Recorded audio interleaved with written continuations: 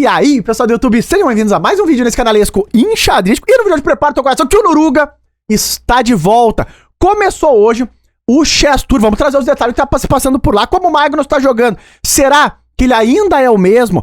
E eu já adianto pra vocês, tô gravando esse vídeo pela quarta vez, porque a luz tá oscilando aqui em casa, no Rio Grande do Sul todo, aquela situação caótica que a gente tá vivendo, né? Inclusive, antes de saltar pra análise da partida, eu já informo vocês que na descrição desse vídeo tem ali os links para que tu possa fazer uma doação para ajudar as vítimas das enchentes, porque o Rio Grande do Sul nesse momento tá vivendo um dos maiores caos da história do nosso estado. Inclusive, eu vou deixar fixado também no primeiro comentário do vídeo, façam uma doação por ali, porque a coisa tá feia. Agora, a única coisa positiva desse monte de luz que faltou enquanto eu gravava a análise, tô gravando pela quarta vez, foi que eu já tô muito familiarizado com a partida.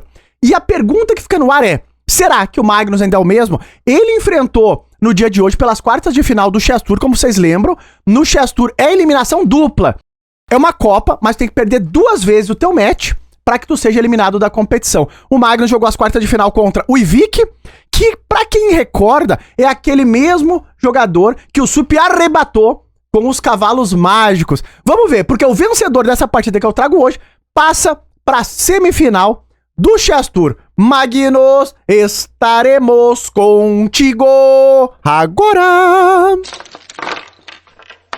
Então, pessoal, aqui estamos nós, e de brancas, o Norgues malandro, atrevido Magnus Carlsen contra o Ivik, e o Magnus botou o melhor de todos, Equatrino, favorito de Bob Fischer, e tá lá, o Ivik botou uma siciliana Najdorf. Isso aqui tem 1 milhão de teoria. Agora o Magnus, ele jogou a la Karpov, lá com o Bispo E2, como vocês sabem. O xadrez do Magnus, ele tem muitas referências do jogo do Karpov. Ele vai jogar um xadrez um pouco mais posicional. E5, passa o cavalo para B3, desenvolvimento, rock and roll, super normal. E depois de torre E1 e bispo E6, o Magnus aqui percebe que o Ivik quer jogar D5. É um lance libertador, porque tira aquele peão de D6, tá um pouco atrasado. E o Magnus falou nada disso. Bispo F3, olha que lance. Um lance extremamente posicional, tudo jogado ao toque, é 10 minutos, tem um incrementinho ali, quase nada. Cavalo D7 foi jogado, agora A4. E aqui, depois de torre C8, o Magnus é um super profilático. Sabe que ele percebe o plano que as pretas querem fazer, que é botar um cavalo em C4. E ele já começa a adiantar a defesa, ele passa o cavalo para D2, ele quer trocar esse cavalo de B3, caso o cavalo das pretas chegue na casa de C4. Cavalo B6 jogou o Ivik, agora A5, e depois de cavalo C4, o Magnus trocou. Observem que ele bota o peão num posto avançado porque ele quer segurar essa casa. Então ele pode tirar umas casinhas escuras ali da posição das pretas. Dama B8, o Ivik já sai do tema do bispo B6 que tá chegando, e cavalo A4 tá lá. O Magnus vai passando as peças pra cima. É uma posição de equilíbrio. Bispo D8 e Ivik vai controlando aqui, só que agora, depois de B3 e torre C6, o Magnus entra com o cavalo. E claro, não tem como tu jogar uma partida com um cavalo desse em B6 aqui, pois incomodando a tua posição, tu nem vai poder dobrar aqui na coluna C um dia, né? Porque o cavalo tira a casa de C8. Então o Ivik trocou, só que o Magnus fica com o par de bispo. O drama dessa partida vai chegar na sequência. Sabem que aqui foi jogado torre C3, o Magnus propõe umas trocas, torre C8 é normal, trocaram por aqui. E depois do lance bispo E3, vem o lance dama C7, cuidado, olha lá. O Ivik agora tá ameaçando ganhar o peão de C2. E olha o dilema que tu tem. Porque se o Magnus jogar torre C1, ele perde em A5. Então a posição não é nada fácil de jogar. Tem tema tático ainda, né? Porque se tu tomar direto, tá levando o bispo D2, mas o Magnus jogou um lance difícil, que é o melhor lance da máquina, que é a torre A2. Esse aqui é o lance difícil. Rafael, mas é tranquilo lá. Esse é o único que defende tudo de maneira segura, exato. Mas a tua torre tá aos frangalhos. Como que o Magnus vai ativar essa torre? Mas ele tem um plano. Ele sempre tem um plano na manga norueguesa. Olha como seguiu. Jogou dama D7. E agora o Magnus joga bispo D2, expulsa a torre e ele avança C4. E essa torre pode vir pra casa de C2. Então sempre tem uma malandragem, né?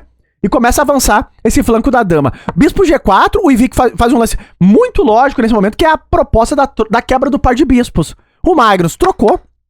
Agora jogou F3. E quando o cavalo recolhe, bispo em E3 e vamos jogar esse final. Observem que as pretas têm uma debilidade, que é o peão de D6. E o Magnus vai apertar esse peão e rápido, olha lá. Dama C7 foi jogado, dá um totó nessa dama e depois de dama B8 o Magnus já começa a ficar de olho na debilidade do peão de D6. Mas esse peão não cai. É porque as peças pretas conseguem defender. Não vai ser fácil isso daqui, ó lá. Cavalo D7, o Magnus mantém o bispo no jogo. Dama C7 fica parado. E depois de dama A1, o Magnus segura em A5. O Ivik passa o cavalo pra C5. Cuidado. Olha como ele tá ativando pouco a pouco. Se tu tomar aqui, eu posso tomar de peão, me livro da debilidade. Tá ameaçando um duplo. O Magnus segurou tudo, ainda mantendo o controle de A5. H6, um respiro pro rei. E depois de torre D5, o Ivik faz uma manobra pra tirar essa torre desse posto avançado. Ele joga cavalo D7 com a ideia de cavalo F6, o Magnus dá um respiro pro rei dele, cavalo F6, retorna a torre, e aqui é um momento importantíssimo desse jogo. Olha a malandragem que o xadrez tem, e o xadrez do Noruga tem muita. O Ivik tinha 2 minutos e meio no relógio, é uma posição de equilíbrio aqui, tá? Não tem o que fazer, e os dois ficam parados, mas o Magnus, ele fica mais parado que o Ivik. Olha o que vai acontecer. Jogou cavalo D7 e ficam parados, olha lá, passa de rei.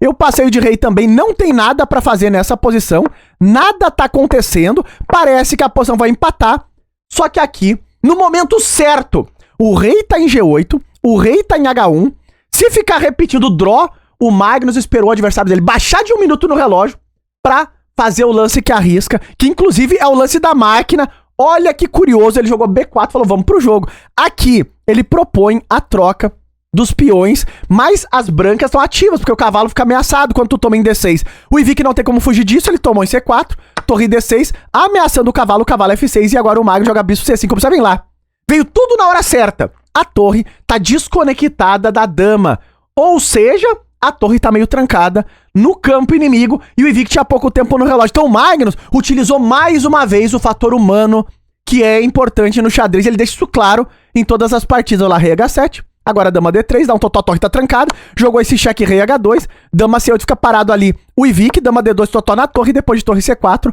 o Magnus joga dama A2 e olha os problemas chegando, a torre tá caindo, e se tu tirar a torre, tu perde agora o peão de F7 com o rei das pretas super vulnerável e a torre infiltrada na posição das pretas, né? Então aquele o Ivik tem que defender essa torre, só que não tem uma casa boa, porque tu vai perder F7, então o que ele fez? Contra-atacou o Magnus. Rafael, isso vai dar problema. Sempre passa 5 segundos no rolê. Calculou fino aqui. O Magnus, ele não tomou a torre, tá? Porque a ideia é que se tu tomar aqui, toma lá, e tu não pode tomar porque tá caindo a dama. Então, cálculo fino do Ivik. Só que o Magnus, ele jogou aqui torre B6, falou, não tem problema. Mantém a ameaça na tua torre, depois que o Ivik defendeu essa torrezinha, caiu o peão de F7. A posição aqui já era. Desmoronou toda.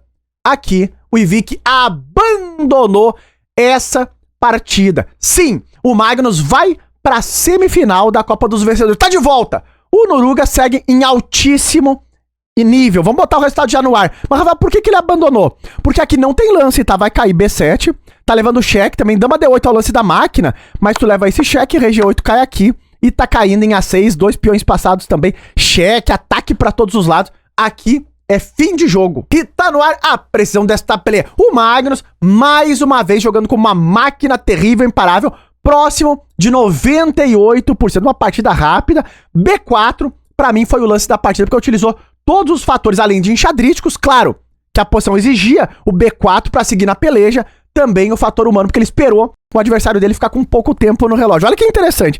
Vejam os resultados. O Magnus ganhou do Ivik pelo placar de 2,5 a meio, então não deu chance pro adversário. Denis Lazavik Nepo. O Denis ganhou do russo e vai enfrentar o Magnus amanhã. A Lireza Firuza perdeu do Duda, 3-2 pro Duda, e o Vincent Keimer ganhou do Sarana. Segue a peleja, seguimos cobrindo o Chess Tour. Dessa vez a gente não tá conseguindo cobrir ao vivo. Pela primeira vez a gente não tá transmitindo o Chess Tour ao vivo por conta da situação que a gente tá vivendo aqui no Rio Grande do Sul. Não esqueçam que aí, na descrição e no primeiro comentário fixado, tem uma forma de tu ajudar também aqui o Rio Grande do Sul. Muito obrigado por ter assistido e até os próximos vídeos.